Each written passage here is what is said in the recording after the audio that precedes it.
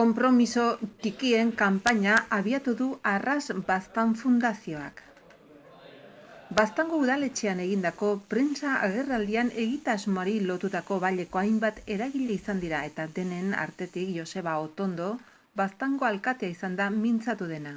Gaurkoan konpromiso txikien kanpaina aurkezten dugu Arras Baztan Fundazioak bulkatzen duen lehendabiziko ekimen publikoa. Konpromiso txikien kanpainaren funtsa arrunt simplea da. Edonoren eskura diren ekintza txikiak kolektiboki pentsatu eta egin nahi ditugu. Gure buruak aldatu, bizitzeko toki hobeagoa sortzeko. Trantsizio sozial eta ekologiko ikuspegi luzean eta horregatik ezagutu gaitzatela. Hartu eta iten hasi garen konpromisoak baztan hobetzeko agenda positiboa sortu nahi dute. Oraiko erronka globalekin batinez, aldaketa handien aldi untarat tokiko mailatik egokituz. Hasteko bort arlo hautatu ditugu. Hondakinak, energia, ura, elikadura eta euskara. Horietako bakotxean ekintza txiki-txikia proposatu dugu. Hondakinetan adibidez, organikoa beresteko konpromiso hartzea eta horren berri emaile edo enbaxadore izatea. Energian berriz, norberaren lantegian LED argiak paratzea eta aldela berrerabilgarriak izatea. Urari buruz, bakotxaren jardueratik plastikozko urbotilak kentzea. Ostatuetan eta saltokietan hala ere, erdibideko geltokia izanen dute. Plastikozkoak arrontian baztertu gabe, kristalezkoak ere eskaintzen hastea. Elikadurari buruz, baztango esnia erabiltzen duten markak kontsumitzea. Jauregia, Kaiku eta Lakturale.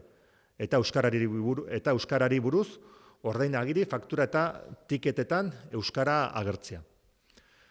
Seguru aski, parte hartzailetako aunitzek gaur gero aipatutako konpromisook betetzen tuzte. Berrikuntza hauxe da. Kolektiboki eman nahi ditugula pausuak. Pausuei zentzua emanez norabide argi bati buruz. Lehendabiziko saio hau prestaketa ariketa bertzerik ez da. Nahia baita konpromisoen taula oso bat egitea. Epe erdi eta luzera ibiltzeko baliagarria izanen dena. Ekintza txikienetik zailenetarako bidea erakutsiko duena. Hortaz, gaur aurkezten dugun konpromiso txikien kanpaina egin ahal handi baten hasiera bertzerik ez da. Hoi izanen da Arras Baztan marka, ekintza konkretu zehatzen bidez, gure burua eta lurraldea hobetzeko erraminta. Hori da gure estrategia. Horrela indartu nahi dugu tokiko ekonomia. Eragileen arteko harremanak indartuz, elkarlanerako giroa sortuz, eta bertako produktu eta zerbitzuak lurraldearen hobekuntza eta aldaketa positiboarekin lotuz. 21. mendeko landa eremu bizia izanen da gure aurkezpen txartela. Erraten ditugunak, betetzen ditugulan neurtzeko, parte hartzaileek konpromiso agiria sinatu beharko dute. Eta ondotik, Arras Baztan Fundazioko patronatuak begirale eta ikuskatzaile lanak inen ditu. Erraten dugun hori, betetzen dugula bermatzeko eta betetzen ez delaik, zergatik betetzen ez den esplikatu alizateko. Arras Baztan marka eta fundazioa sortu zirelaik, tokiko ekonomia bulkatzeko helburuarekin sortu ziren. Eta horregatik, hasiera hontan, fundazioan antolaturik dauden eragileek eta konpromiso agiria sinatu dutenek parte hartuko dute. Denera, Baztango 320 eragile ekonomiko baino gehiago, ekoizleak, artesauak, merkatariak, zerbitzuak, alojamendu turistikoak, zerbitzu turistikoak. Herritarrek ekonomian eragiteko dugun joko tarte mugatu hori baliatu nahi du Arras Baztan Fundazioak bultzatzen duen konpromisoen kanpaina unek. Joko tarte mugatua izanagatik, parte hartuko duten bailarako eragileen eskuetan dagoelakoz. Bertze hirugarrenen zain egon gabe. Hortaz, eguneroko autu kontzienteen bidez tokiko ekonomia indartzeko helburua du konpromiso txikien kanpainak. Lurraldearekin eta herritar guztien ongizatearekin konprometiturik. Hauxen da gaurko egunarekin abiatzen dugun kanpaina txiki hau, erran bezala, prestaketa ariketa bat bertzerik ez dena eta ondoko hilabetetan behar den bezala zehaztu nahiko genukena.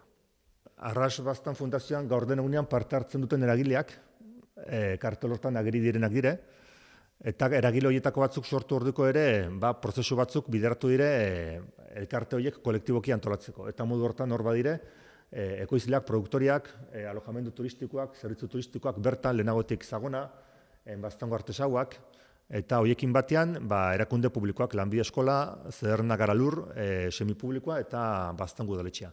Eta orduen ekimenutan parte hartzeko, behar dute elkartoietako kideak izen. Eta gero elkartoietan egonagatik ez dute obligatorioki parte hartu behar ere. Parte hartu nahi duenak behar du, konsienteki, hala erabaki, konpromiso agiri bat sinatu, hor plantatzen dien horiek betetzeko konpromiso hartuz. Eta bigarren momentu batean, gustatuko zitzegun hau erekitzia. Baina nonbaitetik hasi beharra da, eta pausu neurtu batekin hasi egin nuen, eta ondoko pausutan kusiko dugu nola gaten algaren zabalduz, bai bertze eragile ekonomikoetarat, baita herritar guztien gana ere, kultur elkarte, eragile sozial, kirol arloko eta gainerakoetarat bihurtzeko egiazki lurralde guztiaren erramienta batean. Horren adibidez, merkataritzan nahi direnetan, hoien komertzietan jakusten dalko da bat indutenaren pegatina. Eta kanpaina hasten dugu kasik 30 parte hartzailekin.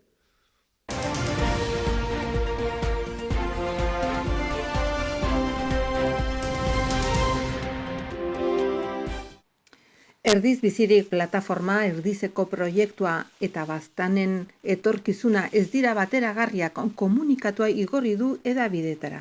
Horrela dio komunikatuak hitzez hitz. Erdiz bizirik plataformatik eskuorri hau banatzea erabaki dugu Magnesitas de Navarrak erdizen eraiki nahi duenaren berri herritarrei erakusteko. Proiektu honek Baztanen sortuko lituzken kalteak eta aire zabaleko meategiek zein ondorio dituzten erakusteko. 2019ko ekainan Magnesitas de Navarrak Nafarroko gobernuko ingurumen sailean memoria bat aurkeztu zuen berriz ere. Baztango erdizko parajean Magnesitasako meategi bat eraikitzeko asmoarekin. Memoria honek ingurugiro eraginaren aldeko txostena lortzea du helburu. Memoria honen aintzinean Baztango udalak iradokizunak aurkeztu ditu. Hurrengo hilabetetan enpresak proiektua aurkeztuko du eta alegazioak egiteko epea irekiko da. Aurkeztutako memorian Magnesitas de Navarra multinazionalak 90 hektareako aire zabaleko meategi irekia egitea proposatzen du. Horri gehitu behar zaio meategiaren inguruan sortuko lukeen kaltea. Zubiri inguruan ikusi bertzerik ez dugu hori ziurtatzeko. Urtean 570.000 tona material atera nahi dituzte, materiala xehatzeko eta bereizteko instalazioak eraiki, GR11 desbideratuko duen pista berri bat eraiki nahi dute eta 14 kamioi ibili nahi dituzte Artesiagako bidean barna. 104 bidai eginez egunean. Memoria honetan, bertze gauzen artean enpresak ustiak eta lur azpitik egitea beraientzat bideragarria ez denez, kanpotik egin nahi dute. Horrek ekarriko lukeen hondamendia aintzat hartu gabe. Proiektuak hartzen duen lurren jabegoa ere zalantzan paratzen dute Baztangoa dena, erregerenaren mankomunitatekoa dela erranez. Berriz ere oroitarazi nahi dugu erdizeko parajean Natura 2000 sarearen barnean dagoela eta bere balio ekologikoarengatik babestua dagoela. Proiektu honek ekarriko lituzken kalteak ikaragarriak izanen lirateke. Bertzea bertze, espezie babestuen desagertzeko arriskua, loreak, txoriak, ugatzak, uandreak, muturluzeak. Iturriak galtzea eta uraren kutsadura, materiala xehatzen eta garraiatzen edatuko den hautsa, azotsa, vibrazioak, lerketen burrunbak. Balio handiko ingurua erraustuko luke eta xautu ondotik baztandarri kalte eta hondakinak utziz joanen dira. Aldeketa klimatikoa uka ezina den garai hauetan ezin dugu proiektu hau onartu are gehiago hainbat urteetan Nafarroko enpresarik kutsagarriena izan delarik Magna. Espainiar estatuko isurketen eta iturri kutsakorren erregistroak emandako datuen arabera, Magnesitas de Zubiri da Nafarroan atmosferara azufre dioxidoa SO2 gehien isurtzen duen enpresa da, eta nitrogeno dioxido isurketan berriz bigarrena. Erdizeko bazkalekuak 475 hektarea ditu, goietatik 120 oian. 150 belardi ote eta 180 hazienda bazkatzeko belarro berena. Azken honetan planteatzen dute proiektua 180 hektarea hoietatik 80 proiektuaren barne geldituko lirateke. Oroitarazi behar dugu bazkaleku hau ezin bertzekoa dela Baztanen nekazari gehienak aintzinerat ateratzeko, baino batez ere nekazari profesionalendako. 80 nekazari inguruk 500 behi 250 behor eta 1500 ardi bazkatzen dituzte urtero. Erdizen, erdizko bazkalekua ekologikoa izatzeaz gain, Baztanen dagoen bazkatoki alpino kontinental bakarra baita. Proiektu honek mendez mende iraun duten nekazarien lanpostuak ez ezik, nekazaritzaren inguruan gaur egun iraunkorrak diren bertze hainbat lanposture kolokan paratuko lituzke. Hoien artean, arategietan, hiltegian, tailerretan, nekazal kooperatibetan, landa etxe eta ostatuetan eta bertako merkataritzan gaur egun dauden lanpostuak. Ez dugu atzendu behar bertako nekazaritzak neurri handi batean mantentzen duela inguruko paisai zein bizimodua eta gure kulturaren ardatza dela. Proiektu honekin Zubiriko 200 lanpostuak salbatu eginen dituztela diote eta proiektu honek irauten duten bitartean 20 urte, 50 lanpostu sortuko omen dituzte. Lehen aipatu dugun bezala, balizko lanpostu berri hoiek denbora mugatuak diren bitartean suntsituko zituzten lanpostuak iraunkorrak eta jasangarriak dira. Mehatzaritzaren historia ezagututa ez dugu inongo zentzurik horrelako lanpostuen aldeko apostu egitea gaur egun. Mehatzaritza definizioz epe mugatuko aktibitatea da. Ezin ditugu mendi guztiak desegin, nekazaritza desagarrerazi, edatzen dugun ur guztiak kutsatu, lanpostu horiek mantentzearen aitzakiarekin. Horregatik erdiz biziri plataformatik Baztandar zein lurraren defentsan ari diren herritar guztiei dei egiten diegu hurrengo hilabeteetan, burutuko ditugun ekintzetan parte hartzera. Aintzineko aldian bezala herritarren indarrez bakarrik gelditzen aldugulakoz multinazional, esplotatzaileak eta beren menpe dauden agintariak.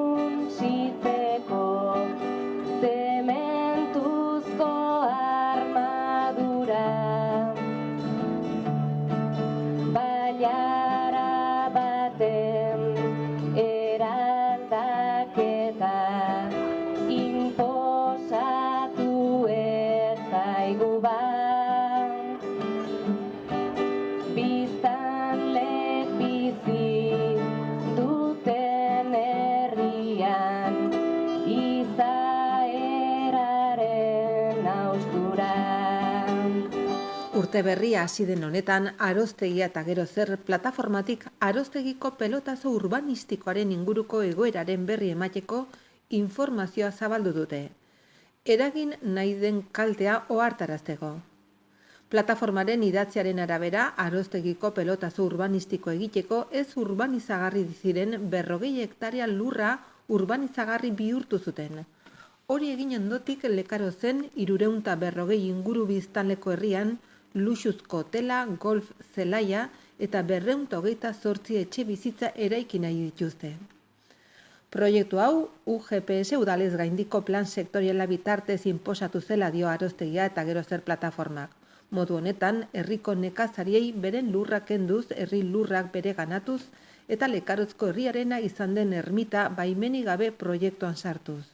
Hau dena egiteko Baztango instituzioen erabakitzeko ahalmenaren gainetik pasatu dira, naiz eta Baztango batzar nagusiak, Baztango udal gobernuak, lekarozko herriak eta Baztan osoak herri galdeketaren bitartez argi eta garbi erran duen proiektu honen aurka dagoela behin baino gehiagotan gainera.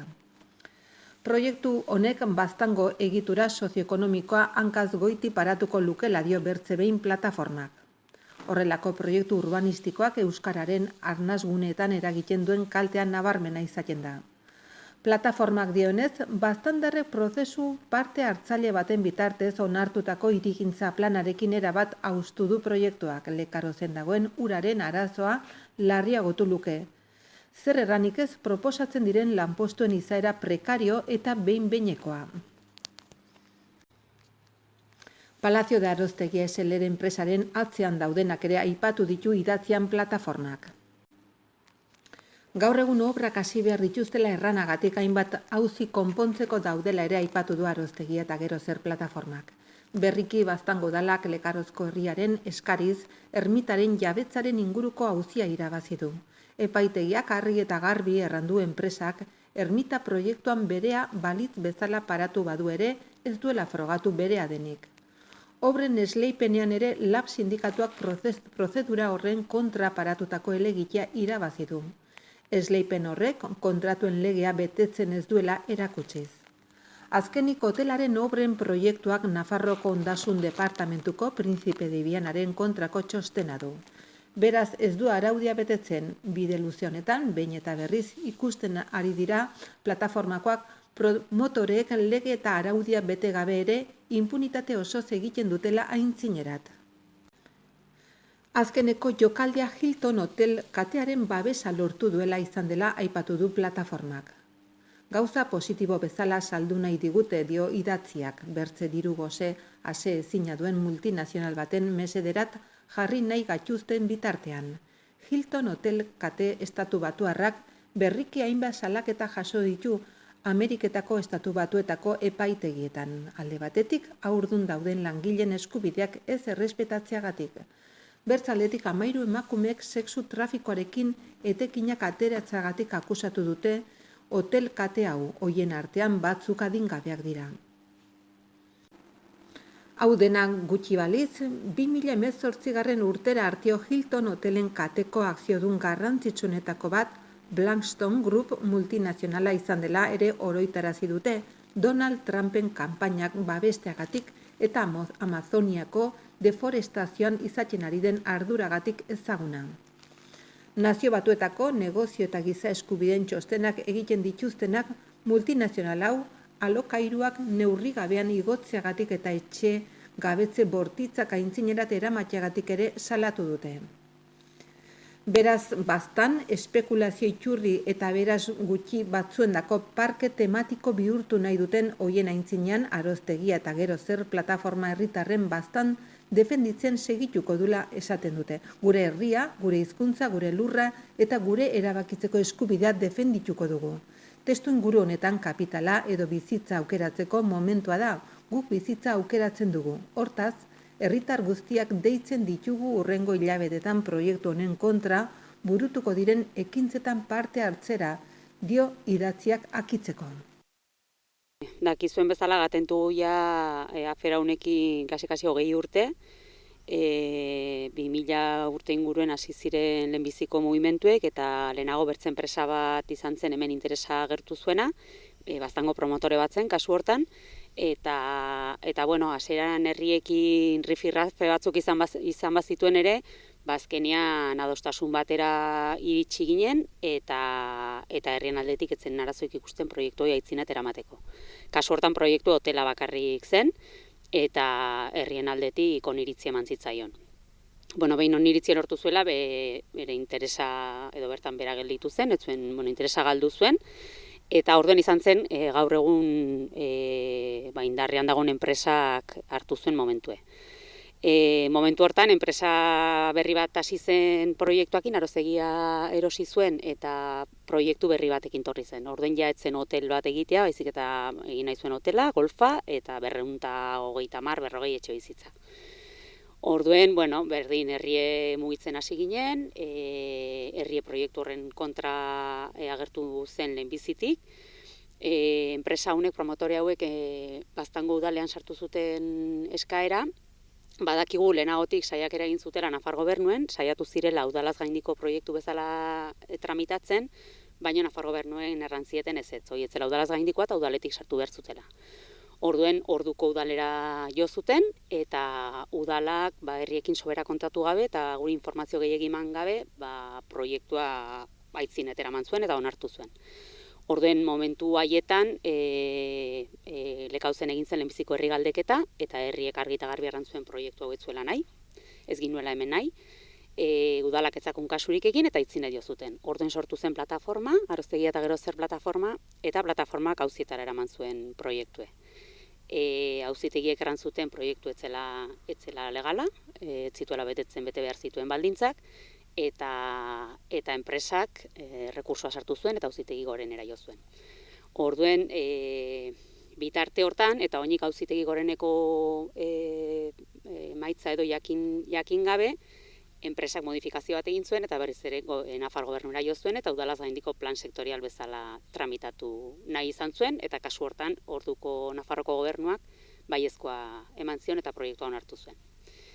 Ikusite, proiektua onartu zuen, gainera, hauteskundeak baino 2 egun lehenago, boterea galdu baino orduen UPN ezagon boterean, eta boterea galdu baino 2 egun lehenago, baiezkoa eman zioten proiektuai, eta gainera izendatu zuten foru intereseko proiektu bezala. Horrek nahi du tramite administratibo guztiek azkartzen dituela.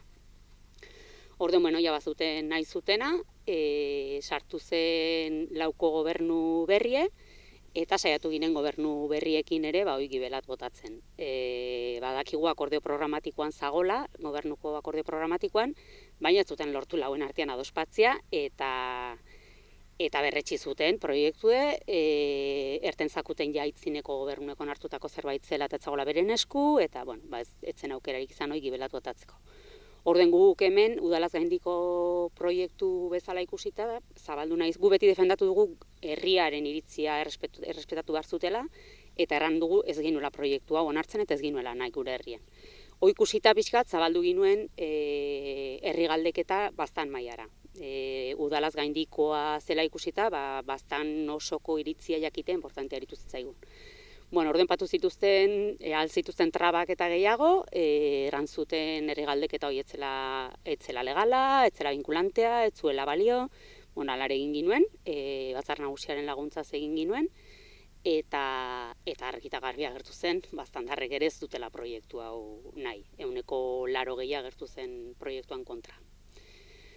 Orden, oiola izeki, ikusi dugu babes falta bat instituzioen aldetik, ez dute gure iritzia deustarako kontutan izan, uste dugu proiektu hau ez dela onuragarria, ez Lekarozendako, ez Baztanendako, ez dugu uste proiektu hau gure garapen ereduan beharrezkoa ez da posiblea denik, eta hoi defendatu da behin eta berriz Lekauzko batzar guztietan. Duela gutxi oraindik, gaiaekin segitzen dugu, zeren onartu zen, baina orain daude urbanizazio proiektuakin, erremitan aferakin, eta berrik izan dugu batzar berri bet, eta argi eta garbi ikusten da herriak zer nahi duen. Ikusten da ere enpresak nola jokatu duen, hemengo familiak sartu ditu proiektuan barnean, zenbait familien lurrak hor daude, eta inongo konsultai gabe eta inongo aukerai gabe proiektuan barne sartu dituzte. Ez da espropiazio bat izan, makurra oraindik, proiektuaren parte izatera behartu dituzte, eta familioik daude osongi ez dakitela ze pasatu behar den, ez dakitela dirua jarri beharko duten, dirua galduko duten, ez dakite proiektuan ondin orakoa eta ez dute inongo informazioik. Orduen behartuak sentitu dire horren barne izatera. Hemen segitzen dugu, honekin aitzin, eta nazkatuak administrazioan aldetik inongo erantzunik ez dugulako, inongo baesik ez dugulako, eta proiektu hau ikusten denez, nahi eta nahi ez norbaitek aitzinatra nahi duelako. Ez dugu bidezkoa ikusten, eta ez dugu zentzuzkoa ikusten ere, Lekauzen. Nik erango nuke gaur egun proiektu hau oraindik ez dagoela inondik ere egina. Enpresak segitzen du insistitzen hasi behar dutela, badugu hola 10 urte pasa. Eta ikusten dugu, behin eta berriz, eman behar diren pausoak eta eman behar diren baimenetan eta egin behar diren prozedura administratiboetan, beti daudela irregularidadiak, edo araua ez dela betetzen, edo Mirenek aipatu duen bezala sententziak ateratzen direla proiektuen kontra. Baina hala ere ikusten dugu, pues impunitate osoz segitzen dutela aintzin, ez? Eta guk alde horretatik ere ikusten dugu, hoi salatu beharrekoa dela, ez? Hoi da azken finean, hemen gertatzen ari denaren, alde ilunena edo, ikusten dugulakoz bertze herritar guziek edozein baimen eskatzeko edo edozein etxe edo urbanizazio egiteko prozedurak segitu behar dugula, eta hauek ikusten dugu, Mirenek aipatu den bezala, beraienak ez diren lurrak, legez kontra izendatu diren proiektuak aurkeztu eta bideratzen dituztelak, ez? Orduan, guk plataformatik hasieratik salatu dugu argi eta garbi proiektuen honen gibelian zeudenak alde batetik Caixa Galizia eta bertze aldetik batzuk Baztango eta bertze batzuk Iruñeko enpresariak ezagunak direla, hain zuzen ere, espekulazioan ibiltzen direlakoz, horietako batzuk epaitegietan beren kontrako sententziak izan dituzte iruzurra fiskala egiteagatik, sikaben jabeak dire, beren sozioak errandugun bezala Caixa Galizia eta erreskatatutako bankoa eta olako espekulazio imobiliariotan ibili direnak direla, baditugu adibideak, hauek berak egin dituztenak bertze tokietan, adibidez Fuerteventuran badago kasu bat, La Oliva herrian, non hasi zuten horrelako pelotazo urbanistiko bat, lurrez urbanizagarria zen lurra birkalifikatuz, gainera kasu horretan toki babestua zena, urbanizazioa hasi eta utzi dutena egin gabe, bukatu gabe, eta diruik gabe gelditu dielakoz, edo ikusten zutelakoz hor ezin zutela beren ustez tokatzen zitzaien irabaziak ateratzeko aukera, orduan uzten dute gainera hoi diru publikoa edo erakunde publikoak ardura hartzeko, ez? Orduan beraiek ez dituzte ardurak hartzen, enpresak desegiten dituzte eta gainera gelditzen da eman dezagun bukatu gabeko obra horiek bertze herritar guzien esku, ez. Hoi alde batetik. Gero baita ere Erratzun, Arroialekun gertatu zen gauza bera, proiektu honetan dauden batzuk hor ere bazeuden, eta gauza bera egin zuten, hor baziren arbola batzuk babestuak zirenak, eta gero egin zuten proiektu bat kalifikazioa aldatu zitzaion lurren emu horri, eta berriz ere utzi dute urbanizazioa hasita, akitu gabe, hor ez da etxeik, ez da inor bizi, eta azkenean, lehen aritzak eta arbol babestuak zeuden tokien, orain pinudia eta gainera abandonatu erabat, ez. Orduan, kasu honetan ikusten dugu behin eta berriz saltzen zaigula proiektu hau Baztanen onurako, Lekauztarren onurako, beti ere Mirenek aipatu den bezala Baztandarrek eta Lekauztarrek ere agertu garenean behin eta berriz proiektu honen kontra, ez. Orduan ikusten dugu horrelako jarrera paternalista bat, nolabait sinestaraziz guk ez dakigula zer nahi dugun, gu ez garela gai gure etorkizunari buruz erabakitzeko, eta beraiek dirudun hauek badutela, ez, gure gain erabakitzeko almena eta gainera inposizioaren bidez gaientzen direla, ez.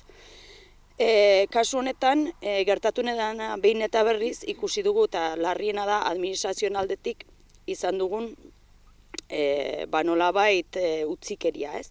Ez bakarrik utzikeria, baizik eta konplizitatea horrelako ekimenak aintzin eta atratzen dituztenekin, ez. Kasu honetan Nafarroko Gobernuak egin duena izan da Baztango udalak bere garaian herritarrak defenditu zituelakoz, erabaki zuten Nafarroko Gobernutik tokiko administrazioaren gainetik pastea, eta hori onartzea. Eta hori duitzen zaigu berezik larria, ze azkenean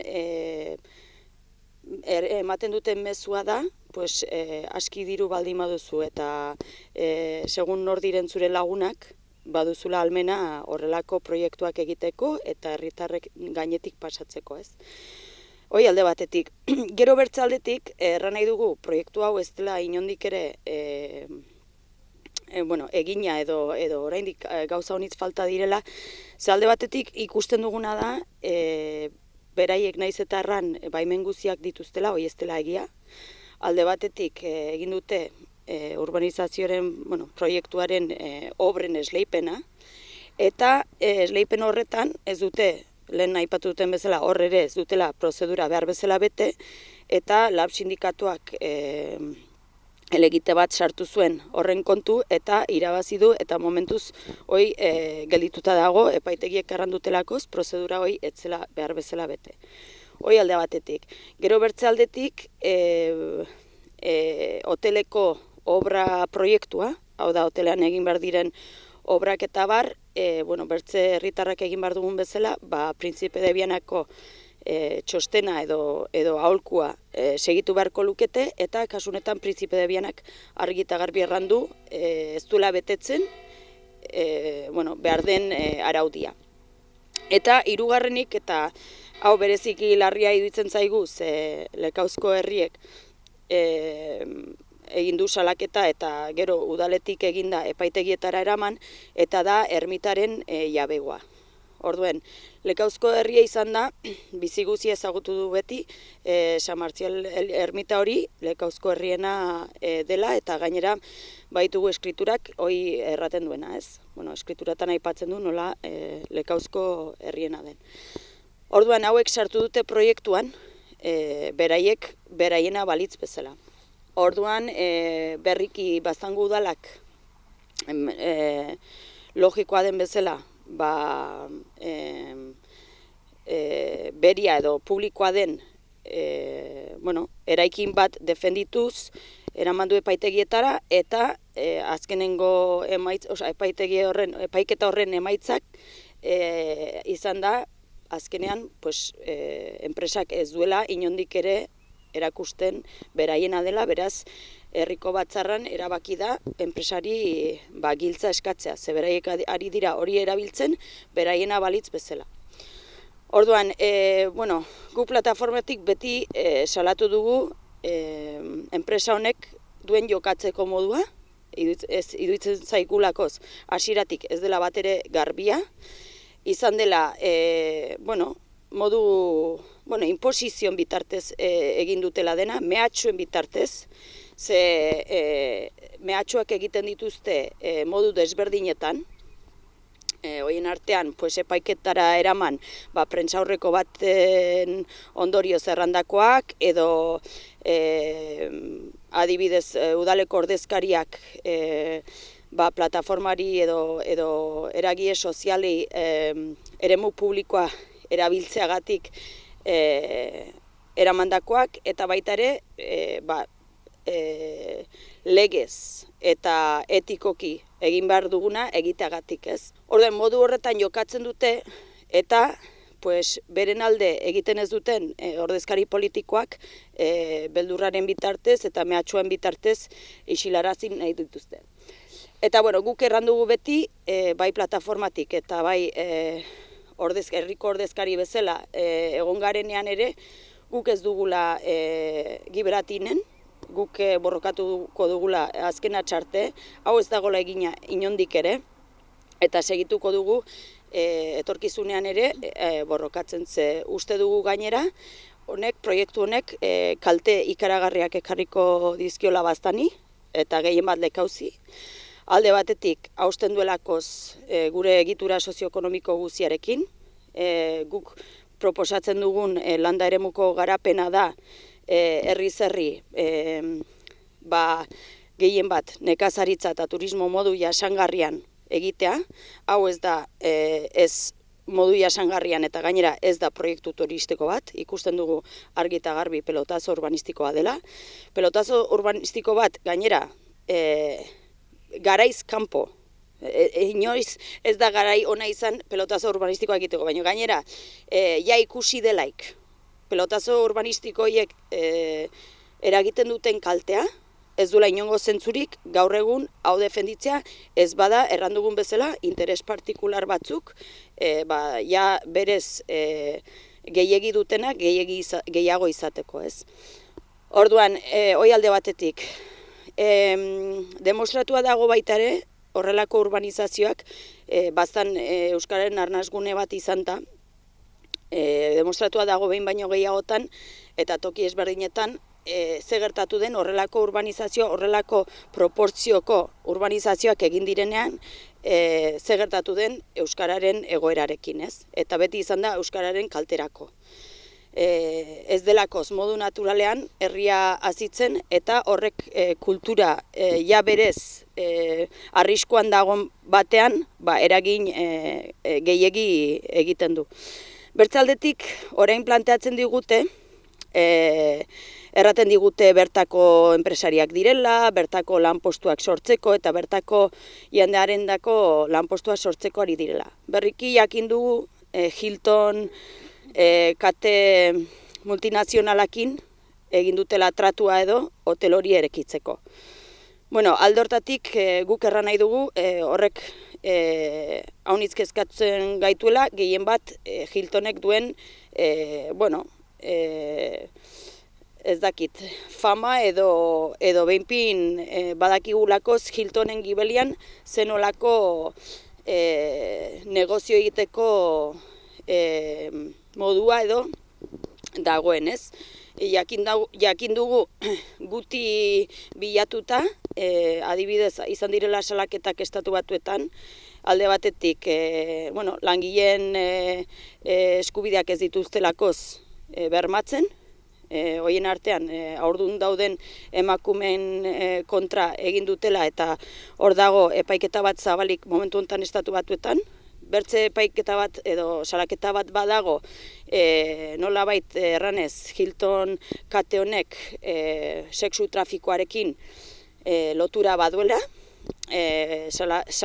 salatzen dutenen artean adingabeak daudenean, eta iruditzen zaigu bereziki larria olako enpresa batzuk ekartzea modu honetan gure herrira, ez. Edozein tokitara.